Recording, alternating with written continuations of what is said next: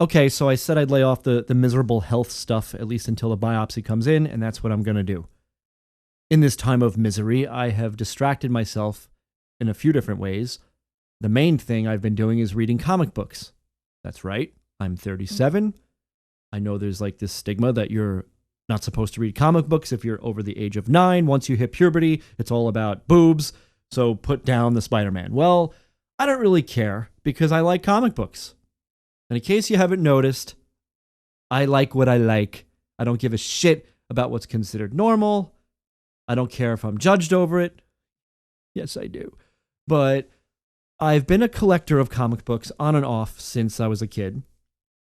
I read them obviously when I was younger, and then I just mainly bought and sold them. And I just displayed them as a piece of art because they are artistic. I mean, the covers alone are gorgeous on many of these, but the writing is good too. So to distract myself lately, I've been reading everything. I've probably read like about 30 comics in the past 2 weeks. Everything from the Spider-Mans, the Batmans, Daredevil, the EC comics, the horror stuff like Tales from the Crypt and Haunt of Fear, Creepy magazine, which is fucking great from Dark Horse. Everything. Walking Dead, of course. And in fact, I just picked up, finally, Spectacular Spider-Man #1.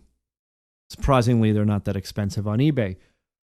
The Amazing Spider-Man #1, that would take a little time. I'm pretty sure you have to be a decamillionaire to... Well, no. Okay, you don't have to be a millionaire to buy that. I know a lot of people who have it. But if you want to spend a few grand on a comic book, that's a great one to have. Now, where I draw the line with comic books is people that will spend millions of dollars on, let's say, Action Comics #1, the first showcase of Superman. That was the first appearance of Superman. And not a few years ago, somebody on eBay spent something like over $3 million on that comic book. And apparently there were a lot of bids too. There was like a bidding war going on to the last second. Now, I might be cheap or poor, but I think I'd have to be pretty much a billionaire to drop $3 million on a book. Right? I mean, because right away I think, do you know how many starving children you could feed with $3 million? And maybe this guy was like, oh, I already feed millions of children. I already take care of this and that. So I'm a good person. I do more than you do because of what my money. That's true. So, but I mean, you could buy like tons. You could buy a bunch of 7-Eleven chains. You could buy McDonald's, at least several franchises. You could do that. But I guess when you have that kind of money, and let's face it, when you're a billionaire, it just keeps growing. I mean, even if you're worth $3.6 million, that's your net worth, that money's just going to kind of keep growing if you don't blow it all and if you're careful. But having a comic book worth over $3 million, it doesn't make you look cool, right? I mean, anyone that goes to your house and sees it is going to go, oh, wow, you have that? What a fucking idiot. I mean, who's gonna compliment you on having that? Ooh, nice score, buddy. No, everyone's thinking the same thing. You're fucking stupid for spending that money on a few old pieces of paper with art on it. Like, no one... Recently, somebody bought I think it was a Picasso. I forgot the price, but this person, I guess, got it from an auction, and it was like millions of dollars. And again, it's like, yeah, I have an original Picasso. Who's going to give you props for that? Everyone thinks you're an asshole. Well, maybe not. I shouldn't say that, because in that circle of friends you would have, they're probably assholes likewise. So that's that. And by the way, getting back to comic book reading, yeah, you know what? There's a stereotype that adults that read comics are these like zit-faced virgins with a bad lisp. I'm not that way. I'm crazy in many areas. But I'm married and I rock out, I make music, and I do a lot of fun stuff because I'm sorry. This is like an early midlife crisis maybe. So I collect vinyl, I read comic books, I play video games, which is never going to stop. I'm a big geek, right?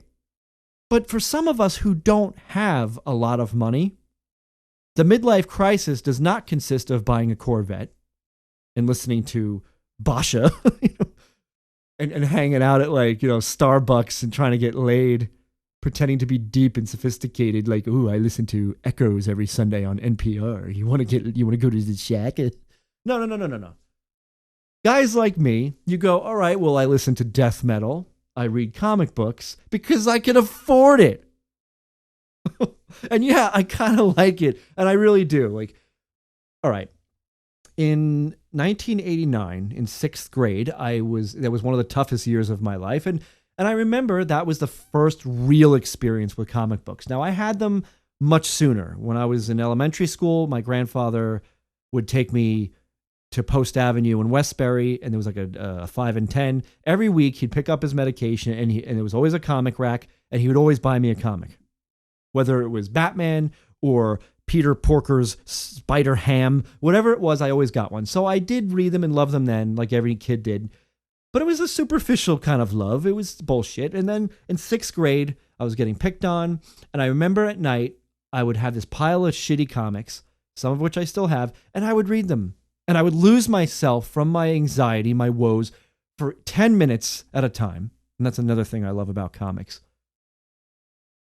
I don't have a great attention span these days, especially because I've been hypersensitive and stressed out over this health stuff. So to be able to lose myself in something for 10 to 15 minutes a pop is really a good thing. I just don't have what it takes to read novels right now. I need something short, to the point, simple, not a hell of a lot of commitment. So that's what I've been doing. And not just the mainstream comics. I am just getting back into this, so I'm learning a lot of things. But I've been reading a lot of indie stuff too, and I'm ordering more all the time. Finally, if you're into comic books or you secretly would like to get into comic books, I just started a Facebook group, a private group called Comic Books Rule. I co-admin this with my friend Wayne, and it's really cool, so definitely check it out and become a member.